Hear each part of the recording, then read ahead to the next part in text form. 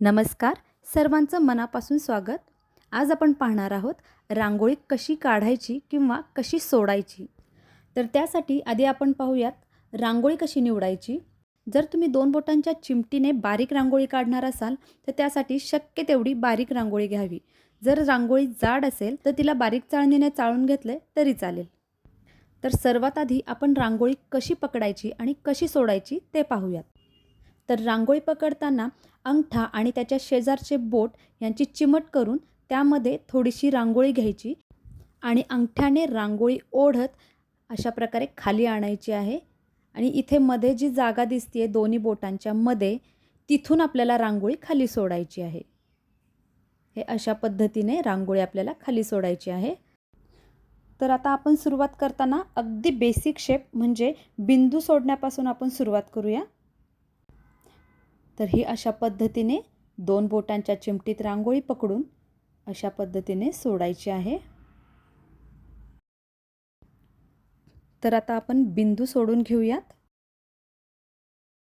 रांगोळी शिकताना किंवा प्रॅक्टिस करताना बिंदूंपासून सुरुवात करावी, म्हणजे रांगोळी सोडायला जमणं सोपं जातं.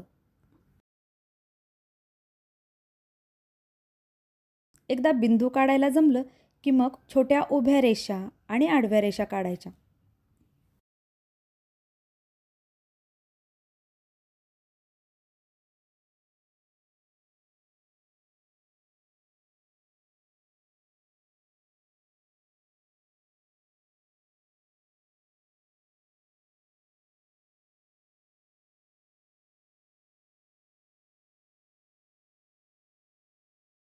आता यानंतर वर्तुळ काढून घ्यायचं आहे. अशा पद्धतीने अगदी हळुवारपणे वर्तुळ काढायचं आहे. आता या वर्तुळामध्येच अशा पद्धतीने आकार देऊन केंद्रवर्धिनी काढायची आहे.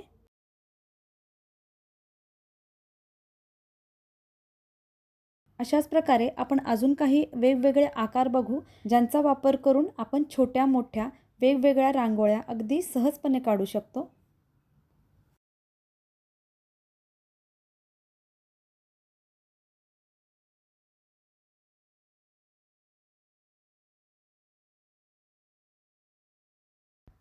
तर इथं पहा, ही अशा प्रकारची एक वक्ररेषा आपण नेहमी रांगोळीमध्ये काढत असतो.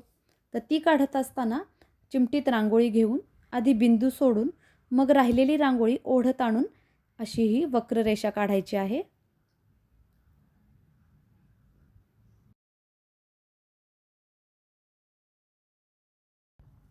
तर हीच वक्ररेषा आपण 2 पद्धतीनं काढू शकतो. तर हे अशा पद्धतीनं वरून बिंदू सोडून खाली रेष ओढणे किंवा आधी रेष ओढून मग वर बिंदू सोडणे, या दोन्हीपैकी जी पद्धत तुम्हाला सोपी वाटेल ती तुम्ही वापरू शकता. आता आपण पानांचा आकार कसा काढायचा ते पाहूयात.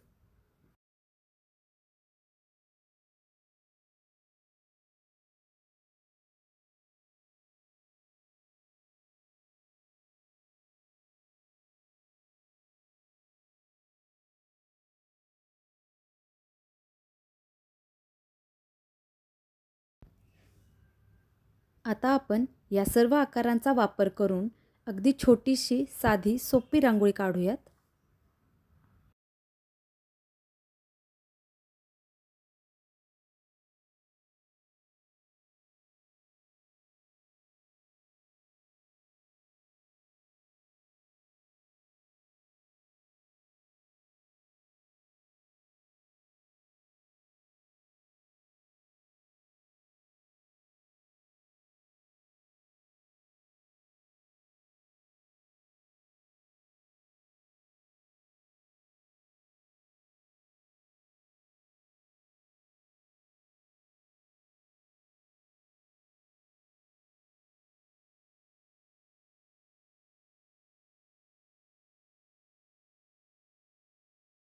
तर अशा पद्धतीने आपली छोटीशी रांगोळी काढून झालेली आहे.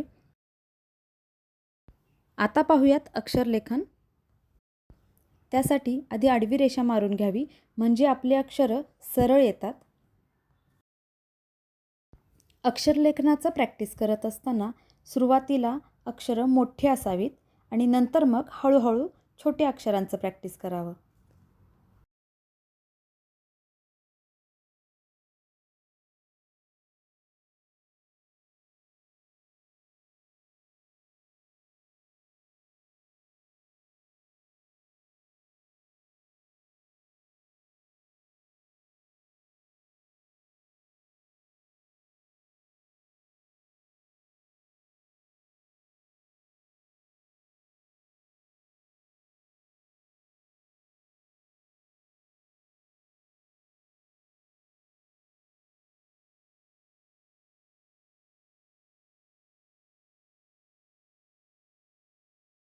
तर अशा प्रकारे दररोज जर छोट्या छोट्या रांगोळ्यांचा असा सराव केला तर आखीव रेखीव रांगोळ्या नक्की जमतील.